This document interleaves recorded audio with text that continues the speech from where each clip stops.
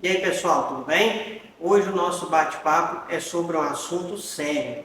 Hoje o nosso direct no Instagram e o WhatsApp amanheceu congestionado de perguntas.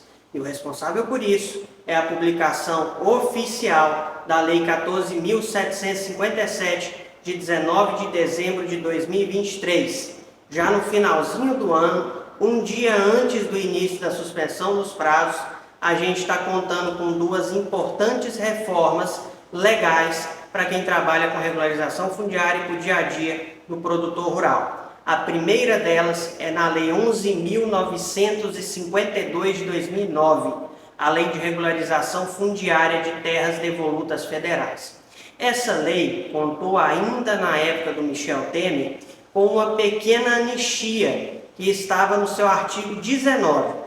E o que dizia essa anistia? Que no caso de descumprimento de contrato firmado com o órgão fundiário federal, até 22 de dezembro de 2016, o beneficiário originário ou os seus herdeiros, desde que ocupem e explorem um imóvel, teriam o prazo de 5 anos para, em caso de atraso na obrigação pecuniária, contado da data de entrada em vigor da medida provisória 759 de 2016, requerer a renegociação deste contrato, desde que observados os requisitos legais pertinentes. Isso aí era uma anistia para os casos da cláusula pecuniária, daqueles títulos que o INCRA tinha outorgado para regularização fundiária anteriores a 2016, para que o pessoal pudesse renegociar, quitar essa cláusula pecuniária, pegar a certidão de quitação e correr atrás da baixa, tá? Só que veja só que o prazo era restrito a 5 anos contados da publicação da medida provisória. Então quer dizer, um prazo exíguo, um prazo curtinho. E qual que é a inovação? O artigo 19, agora reformado, passa a dizer que no caso de inadimplemento destes contratos firmados com o órgão fundiário federal, que é o INCRA, após 25 de junho de 2009, com base nesta lei, que é a 11.952, o beneficiário originário, seus herdeiros ou terceiros adquirentes que ocupem e explorem o imóvel podem requerer a renegociação e enquadramento do contrato, sob pena de reversão. Viram a inovação? O terceiro adquirente é aquele que adquiriu o imóvel antes que o título fosse quitado e a cláusula resolutiva fosse baixada. Ele vai poder correr atrás da quitação do título para depois correr atrás da baixa da cláusula resolutiva. Olha só, e aqui não consta um prazo específico como constava anteriormente na norma, dando a oportunidade não só de renegociação, mas também de reenquadramento dos valores. Muita gente que comprou a área que os títulos estão em comício, que o vendedor que recebeu o título faleceu ou não cumpriu as obrigações, sumiu no mundo, vai poder correr atrás disso agora para regularizar de um modo rápido e descomplicado. É a primeira brecha. A segunda e a mais importante, que é um marco na regularização fundiária de projetos de assentamento. É uma reforma na Lei 8.629 de 1900. Para quem lembra, a gente tinha um marco da regularização de ocupante irregular em projeto de assentamento, tá? O marco era 22 de dezembro de 2015 e os projetos de assentamento anteriores a 22 de dezembro de 2014. O marco era fixo. Agora o marco é temporal, mas não é fixo. A inovação ficou por conta do artigo 26B da referida norma, que faz constar que o INCRA está autorizado a regularizar a posse em lote de projeto de assentamento que tenha sido ocupada sem a autorização do órgão, desde que preenchidos os requisitos legais, e que essa regularização, processada mediante requerimento do interessado ou de ofício pelo órgão, esteja embasada em projeto de assentamento criado há mais de 2 anos cuja ocupação seja comprovada pelo requerente pelo prazo mínimo de 1 ano.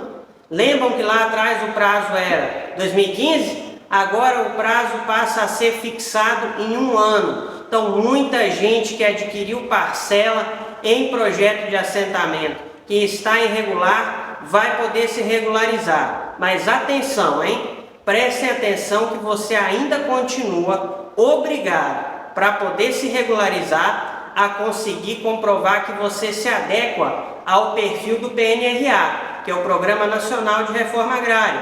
São aqueles requisitos previstos no artigo 20 da mesma norma.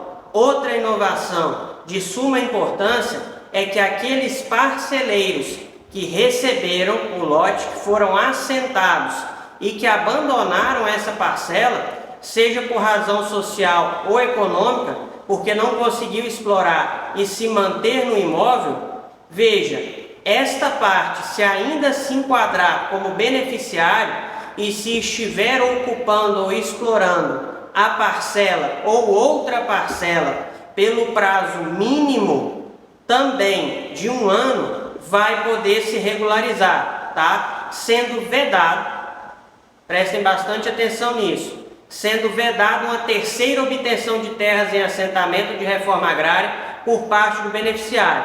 É uma chance única.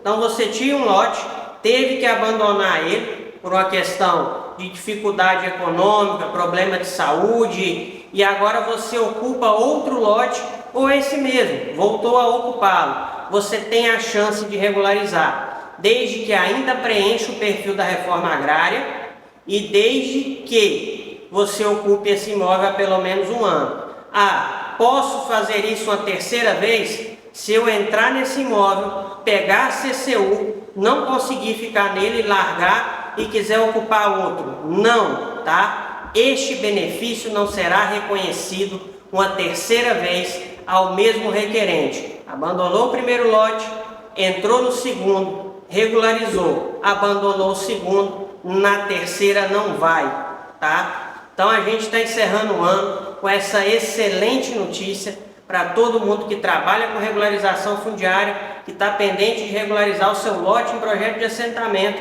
ou a sua terra devoluta. E eu quero chamar a atenção de vocês no final do vídeo para um detalhe. Estas reformas legais ainda vão ser reguladas pelo Poder Executivo em decreto próprio, tá? Em decreto próprio. Então a gente pode esperar uma reforma no decreto regulamentar da Lei de Regularização Fundiária de Terras Devolutas Federais, que é o 10.592, e a gente pode esperar uma reforma também no decreto regulamentar do Programa Nacional de Reforma Agrária. E não é só isso.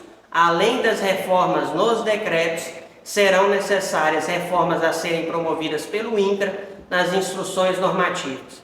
Qual que é a importância disso? As minúcias dos detalhes que vão compor os procedimentos administrativos que eu descrevi aqui para vocês, só vão constar na instrução normativa. E os detalhes procedimentais vão constar nos decretos. Então fiquem atentos, continuem seguindo a gente, que nos próximos vídeos eu vou abordar com vocês os detalhes para promover essas medidas de regularização. E digo mais, para o pessoal que estava esperando a anistia das cláusulas resolutivas, neste projeto de lei especificamente, ela foi objeto de veto presidencial, que realmente da forma como ela veio, está veivada de vício de inconstitucionalidade. Isso aí a gente vai tratar em outro vídeo, tá? Mas podem esperar que tem pelo menos 3 projetos de lei para trazer anistia da baixa de cláusula resolutiva aos títulos expedidos de determinada data para trás, que estão em ponto de bala para ser aprovados. Um deles com certeza vai emplacar e pode ser esse projeto de lei que vai te permitir regularizar o seu imóvel. Fechou? Forte abraço!